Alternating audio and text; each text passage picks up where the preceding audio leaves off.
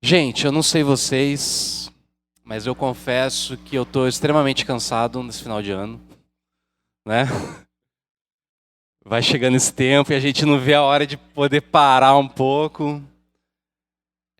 Pensando nisso, todo mês de novembro eu procuro sempre trazer uma série de reflexões que seja mais leve, que traga esperança, que ajude a gente a dar um gás, né, para poder terminar o ano aí bem. Essa última série que nós tivemos, o Jesus que Frustra, foi extremamente densa, né? Foi desafiadora. E então por isso agora a gente quer fazer um contraponto um pouco, começar uma série que de fato possa, sabe, assim, trazer esse respiro, esse renovo para a gente. Então, como faltam também 20 dias aí para o acampamento, né? Menos de 20 dias. A série atual agora vai ser Clareia, Canções de Esperança. Já é um esquenta já para o acampamento. Até porque quando a gente pensou no tema do acampamento, né, eu estava conversando com o Abba e tal, e a gente queria trazer esse título, né, Clareia. Nossa ideia era dialogar com a música brasileira. Né? A música brasileira tem muito dessa coisa do clareia, né? Várias canções que falam disso, de clarear e tal. E essa série de mensagens, então, né, agora de novembro, que é esse esquenta já, nós vamos olhar para alguns salmos, são 3 salmos que nós selecionamos. E a ideia é a gente ler o salmo e dialogar o salmo com uma música brasileira. Tá bom? Já para ir trazendo então essa coisa do retiro, que vai ter muito disso, né? Da gente tá olhando para a fé e para a cultura, olhando para a Bíblia e para o Brasil, né? Então hoje, dia de finados, a gente vai ouvir uma música, que é a música do Almir Sater e do Renato Teixeira, Tocando em Frente. E logo em seguida a gente vai ouvir o Salmo 23. Então, vamos ouvir. Tocando em Frente. Ando devagar porque já tive pressa e levo esse sorriso porque já chorei demais. Hoje me sinto mais forte, mais feliz, quem sabe só levo a certeza de que muito pouco eu sei ou nada sei. Conhecer as manhas e as manhãs, o sabor das massas e das maçãs. É preciso amor para poder pulsar, é preciso paz para poder sorrir, é preciso a chuva para florir. Penso que cumprir a vida seja simplesmente compreender a marcha e tocando em frente. Como um velho boiadeiro levando a boiada, eu vou tocando os dias, pela longa estrada eu vou. Estrada eu sou. Conhecer as manhas e as manhãs, o sabor das massas e das maçãs. É preciso amor para poder pulsar, é preciso paz para poder sorrir, é preciso chuva para florir. Todo mundo ama, um dia a gente chora, todo mundo chega e no outro vai embora.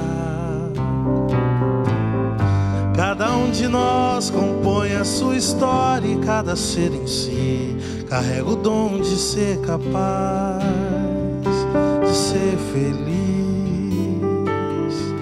Conhecer as manhas e as manhãs, o sabor das massas e das maçãs. É preciso amor para poder pulsar, é preciso paz para poder sorrir, é preciso a chuva para florir. Yahvé é meu pastor, nada me falta. Em verdes pastagens me faz repousar. Para as águas tranquilas me conduz e restaura minhas forças. Ele me guia por caminhos justos por causa do seu nome. Ainda que eu caminhe por vale tenebroso, nenhum mal temerei, pois estás junto a mim. Teu bastão e teu cajado me deixam tranquilo.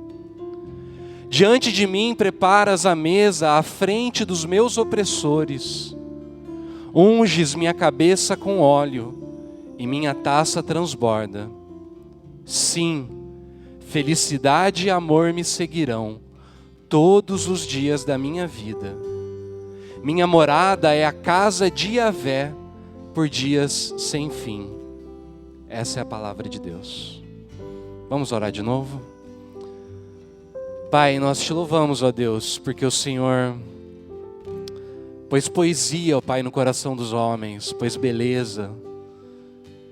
E através da graça comum, ó Deus, que ilumina, ó Pai, o coração de tantos poetas, ó Pai, a gente pode conhecer um pouco de nós mesmos, ó Deus.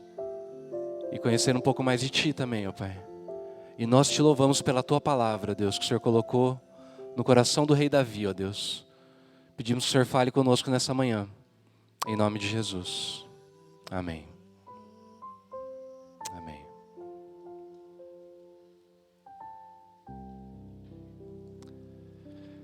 O que une a música e o salmo é essa estética rural, né, do campo. Essa imagem do boiadeiro conduzindo a boiada e do pastor conduzindo o rebanho é muito próxima. Porém, tem um detalhe que difere completamente essas duas experiências. E é a respeito disso que eu quero meditar com vocês hoje. Porque é na maneira de lidar com os vales que a gente percebe uma diferença no boiadeiro e no pastor. Por isso, hoje a gente vai refletir sobre os tipos de vale que esse salmo nos ajuda a atravessarmos. Hoje eu quero falar com vocês sobre o vale da solidão, o vale tenebroso e o vale da intimidação. Então, em primeiro lugar, o vale da solidão. O salmo começa dizendo: Yahvé é meu pastor, nada me falta, em verdes pastagens me faz repousar. Para as águas tranquilas me conduz e restaura minhas forças. Ele me guia por caminhos justos por causa do seu nome. Na nossa cultura ocidental, né, extremamente individualista, nós lemos essas palavras, ele é meu pastor, e automaticamente associamos a uma proteção, um conforto, um cuidado individual. Tem um pastor presbiteriano chamado James Montgomery Boyce, que ele fala assim, abre aspas, milhões de pessoas memorizaram este salmo, mesmo aquelas que aprenderam poucas passagens das Escrituras. Ministros o usaram para confortar pessoas que estavam passando por severas provações pessoais, sofrendo doenças ou morrendo. Para alguns, a palavra deste salmo foram as últimas palavras proferidas na vida. O Spurgeon, né, ele chegou a dizer o seguinte também: a palavra mais doce de todas é o monossílabo, meu. Ele não diz, o Senhor é o pastor do mundo em geral e conduz a multidão como seu rebanho. Mas o Senhor é o meu pastor. Se Ele não é pastor de ninguém mais, Ele é meu pastor. Ele cuida de mim, zela por mim e me preserva. Então a gente lê esse salmo e a gente já pensa nessa lógica do cuidado individual, né, nosso. E não está errado, tem disso também. Porém, o Walter Brueggemann, que é um especialista, né, em Bíblia, ele chama a nossa atenção que o contexto histórico, cultural da Ásia Ocidental, ou seja, essa região do Levante, Egito, Síria, Israel, essa metáfora do pastor é uma metáfora política. Aquele famoso Código de Hammurabi, né, vocês já devem ter estudado isso em história, né? O famoso Código de Hammurabi, ele começa com a seguinte declaração: fiz o povo repousar em pastos seguros e não permiti que ninguém os assustasse. Ou seja, Hammurabi, um rei mesopotâmio, falando que ele era o pastor do povo dele. O texto que a gente leu, né, na Confissão de Pecados, de Ezequiel 34, ele começa com uma exortação aos líderes do povo de Israel, chamados de pastores do povo. Então, quando a Bíblia fala de pastor, ela está falando dessa imagem que é a imagem do líder político que conduz um povo. Então, é uma imagem coletiva. Portanto, dizer Yahvé é meu pastor não é uma declaração individual. Porque essa declaração nos coloca dentro desse coletivo, dentro desse povo, que é governado por esse pastor. O meu do Salmo não é possessivo. Ele é meu pastor. É relacional. O que está querendo dizer? Está querendo dizer que isso é uma declaração de pertencimento, de lealdade. Está querendo dizer o seguinte: outros pastores podem prometer o que eles quiserem. Eu sou conduzido por esse pastor. Né? Então é como se o salmista falasse para a gente: o Senhor e não outros líderes. Não é Faraó, não é o imperador, não é, sei lá, o dinheiro, não é o algoritmo, não é o que você quiser colocar aí que governa a minha vida. É o pastor, que é Deus, o Senhor. É Ele quem governa. Então, percebe uma coisa? Por que esse salmo é um salmo que cura a gente, que livra a gente desse vale da solidão? Porque ele coloca a gente dentro de um povo. Ele tira a gente do isolamento, porque a lógica é a lógica de rebanho. Então o salmista está falando o seguinte: você não caminha sozinho. Você não está sozinho. Olha para o lado. Tem uma galera que está caminhando com você. Você faz parte de um povo muito grande. Você tem irmãos, você tem irmãs que caminham com você. Se o Senhor é teu pastor, você não está sozinho. Né? Até essa imagem do pasto, das águas tranquilas, percebe que é uma imagem de campo aberto, que é propícia, né? Tipo, a ideia do coletivo. Né? E, gente, na Bíblia, a ovelha não sobrevive sozinha. Aliás, na vida, né? A ovelha não sobrevive sozinha. Ovelha isolada é ovelha perdida. Então esse cântico é um cântico para tirar a gente do vale da solidão. Mas também é um cântico para o vale tenebroso. Verso 4. Ainda que eu caminhe por vale tenebroso, nenhum mal temerei, pois está junto a mim, teu bastão e teu cajado me deixam tranquilo. Eu estava estudando o Salmo e eu descobri o seguinte: no hebraico, esse Salmo tem 55 palavras. Dessas 55 palavras, quase nenhuma se repete. E isso é muito raro. Só tem 3 palavras que se repetem. A principal delas é Yahvé, o nome do Senhor, né? Então a gente tem Yahvé no começo do Salmo, Yahvé é meu pastor. Depois habitarei na casa de Yahvé. Então está no começo e está no final do Salmo. Isso serve como uma espécie de moldura. E quando no Salmo a gente tem uma frase que se repete no começo e outra coisa que se repete no final, geralmente o salmista está querendo chamar a nossa atenção para o centro do Salmo. E aí quando você pega 55 palavras, você divide no meio, sabe o que está bem no meio do Salmo? A frase, estás comigo. Esse é o coração do Salmo. Estás comigo. É quase como se o salmista nos dissesse o seguinte: o pastor divino está conosco no início, no meio e no fim da jornada. Ele não deixa a gente sozinho. Ainda que, e principalmente quando essa jornada nos leva por esse vale tenebroso. A palavra tenebroso vem do latim e ela quer dizer coberto de trevas. A gente está usando a versão da Bíblia de Jerusalém, né? E eu achei interessante porque foi a palavra que eles escolheram para a palavra hebraica, que é Tsalmavet. Tsel no hebraico quer dizer sombra. Mavet quer dizer morte. Então, sombra da morte. E aí o dicionário bíblico fala assim para a gente, que essa palavra denota a mais profunda escuridão conhecida pela experiência humana. Uma escuridão tão densa que é identificada com a própria morte. As escrituras a empregam tanto literalmente para falar de lugares onde a luz está ausente, quanto metaforicamente para condições em que a esperança, a ordem e a vida são eclipsadas. Então, quando fala desse vale tenebroso, está falando dessas situações que todos nós atravessamos, onde a esperança parece que ela fica eclipsada. Parece que você olha e você só vê trevas.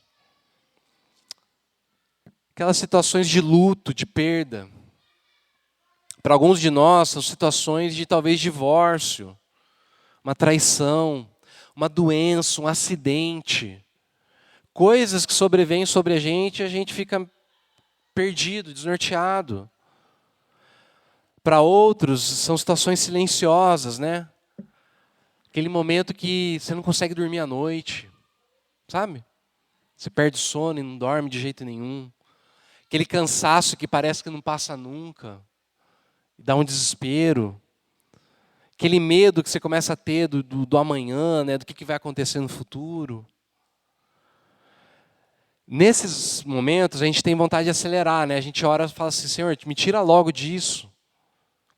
Mas o que o salmista está ensinando para a gente é que são nesses momentos que Deus está junto de nós. E repara uma coisa, esse que eu acho que é o ponto, né, que eu queria trazer nessa manhã. É nessa hora que a música do Almir Sater e o salmista, eles meio que dão uma divergida na experiência. Por quê? Porque até aqui parece que a canção andou meio junto, né? Os dois estão falando dessa imagem da jornada de vida, onde a gente caminha e tem dias bons, tem dias ruins. Mas é nessa hora, né, do Vale Tenebroso que parece que o eu lírico aqui ele dá uma mudada. Por quê? Porque quando eu olho para a música do Almir Sater, do Renato Teixeira, eu tenho a impressão que esse boiadeiro está caminhando sozinho. E ele vai simplesmente suportando os dias, né? Ele fala que parece que ele entendeu compreendi que o lance é compreender a marcha e ir tocando em frente. Então você vai suportando, né, esses dias ruins. O salmista nem sempre ele compreende a marcha. Mas ele segue em frente porque ele está sendo guiado por alguém. Então ele não está sozinho. Ele está caminhando com alguém que está guiando ele. Ele pode até não enxergar o caminho que ele está indo. Mas tem alguém que enxerga e ele vai seguindo, né? Porque ele está simplesmente sendo guiado. E é essa presença que o faz atravessar e chegar do outro lado. Que é o terceiro vale, né? O vale da intimidação. É o final do Salmo, que ele fala assim: diante de mim preparas a mesa, à frente dos meus opressores. Unges minha cabeça com óleo e a minha taça transborda. Percebe que se o Salmo até aqui falou de jornada, né, de travessia, nesse momento ele muda a imagem. Ele não está mais falando de caminho, ele está falando de mesa, de banquete. Então o pastor parece que vira esse anfitrião, que prepara uma mesa, né? Só tem um detalhe. Essa mesa é preparada diante de quem? Dos meus opressores, dos meus inimigos. Ou seja, eles estão olhando para a gente. Eles estão observando, eles estão julgando. O salmista, ele não está escondido, ele está exposto. E o olhar dos inimigos é sempre um olhar de intimidação. A mesa posta no campo de visão dos opressores representa essa experiência que a gente tem. Eu acho que você já viveu isso em algum momento. De se sentir julgado, de se sentir avaliado, de se sentir comparado com os outros, criticado. E a gente vive num momento, né, da história que tem muitos olhares sobre nós. As redes sociais, no trabalho, até na igreja, né? A gente está compartilhando, né? Que até na igreja, às vezes, a gente tem medo que os outros estão olhando e julgando a gente. E o Salmo fala de um Deus que ensina a gente a permanecer na mesa, mesmo quando nós somos observados pelos outros. Por que tem essa imagem? Percebe que isso é um reflexo da história do povo de Israel? Por quê? Porque Deus é o pastor que livra o povo do Egito. E aí ele guia esse povo por esse deserto tenebroso, né? Esse lugar de trevas, onde eles às vezes tinham comida, às vezes não tinha, às vezes tinha água, às vezes não tinha, sei lá. E Deus vai guiando, Deus vai andando junto com esse povo. Mas quando eles chegam na terra prometida, eles estão diante dos inimigos. Porque as nações estão com eles, então eles estão sendo observados por essas pessoas. O que Deus está querendo mostrar para o povo? Está querendo mostrar o seguinte: Deus colocou essa mesa, e o verbo ali para preparar a mesa, quer dizer que Ele colocou com cuidado a mesa. Ou seja, Ele fez o negócio pensado. Não foi um improviso. O povo está na terra prometida, né, nesse lugar que mana leite e mel. Não foi um improviso de Deus. Só que, mesmo assim, ainda tem os inimigos. É como se Deus quisesse que nós soubéssemos o seguinte: mesmo que haja intimidações, Ele está cuidando de você. Mesmo que haja hostilidade, Ele está te honrando. Por quê? Porque Ele unge a tua cabeça com óleo. Isso é reservado para os convidados de honra, né? O teu cálice transborda, ou seja, Ele te provê abundantemente. Então esse cântico também é o cântico que ajuda a gente a atravessar esse vale da intimidação. E sabe, gente, Salmo 23 é esse cântico que ajuda a gente a atravessar o vale da solidão, o vale tenebroso, o vale da intimidação. Mas a única razão para a gente conseguir fazer isso, sabe qual é? É porque Jesus Cristo, que é o filho de Davi, que é o bom pastor que foi prometido por Deus, lá em Ezequiel 34, que a gente leu: eu darei para vocês um líder, alguém que vai ser um filho de Davi, que vai governar vocês. É Ele que ajuda a gente a atravessar todos esses vales. Porque a gente só pode atravessar o vale da solidão, porque lá no Getsêmani, Ele ficou sozinho. Ele foi abandonado pelos seus amigos, né? Ele suava lá orando, pedindo para Deus abençoar ele, e ele estava carregando o peso do medo, da dor, da obediência sozinho. A gente atravessa o vale tenebroso porque quando ele morre na cruz, o Evangelho vai dizer para a gente que caiu uma escuridão sobre a terra em pleno meio-dia que ninguém conseguia explicar essa escuridão. E ela durou até o momento que ele morreu. Esse vale tenebroso, né, essa coisa cheia de trevas, caiu sobre ele quando ele estava morrendo na cruz. E quando ele clama: Deus meu, por que me abandonaste? É esse momento que ele está se sentindo sozinho. Para que a gente não precisasse se sentir sozinho. Para a gente saber que o pastor, o bom pastor, está do nosso lado. E a gente atravessa o vale da intimidação porque na cruz ele suporta toda a hostilidade dos inimigos, zombando dele, cuspindo nele, sabe? Zoando com ele, crucificando ele com uma coroa, né? Ou seja, você só pode beber o cálice da graça de Deus, porque na cruz Jesus suportou o cálice da ira de Deus, no teu lugar. Ele tomou até a última gota do cálice da ira, para você ter transbordando na tua vida o cálice da graça. Ele atravessou todos os vales para você ter certeza de que a bondade, a felicidade e o amor vão te acompanhar todos os dias da sua vida. E você vai ter um lugar na casa do Pai. Se isso é verdade, isso significa que quando você estiver no meio desse vale da solidão, você pode se lembrar que Deus te colocou num coletivo. O Senhor é o teu pastor, nada te falta. Ou seja, você tem irmãos, você tem irmãs que caminham com você. Você faz parte de um rebanho. Você não está sozinho. Quando você enfrentar o vale da escuridão, você pode se lembrar de que o bom pastor está com você e ele te protege. O Spurgeon fala assim: ninguém tem medo de uma sombra, pois uma sombra não pode deter o caminho de um homem, nem por um momento. A sombra de um cão não pode morder. A sombra de uma espada não pode matar. A sombra da morte não pode nos destruir. Porque é só uma sombra. Porque Jesus absorveu tudo isso nele. Então você não precisa ter medo porque o bom pastor está com você. E quando você se sentir intimidado, você pode se lembrar que o bom pastor te honra diante dos seus inimigos. Porque ele não prometeu que ele ia te tirar do mundo. Mas Ele prometeu que Ele ia te livrar do inimigo, do maligno. Ele não prometeu que Ele ia te colocar num lugar, sabe assim, super tranquilo, tal. Não agora. Ele falou, no mundo vocês vão ter aflições, mas tenham bom ânimo. Eu venci o mundo. Vocês também vão vencer. Então qual que é a conclusão? A esperança do Salmo é essa.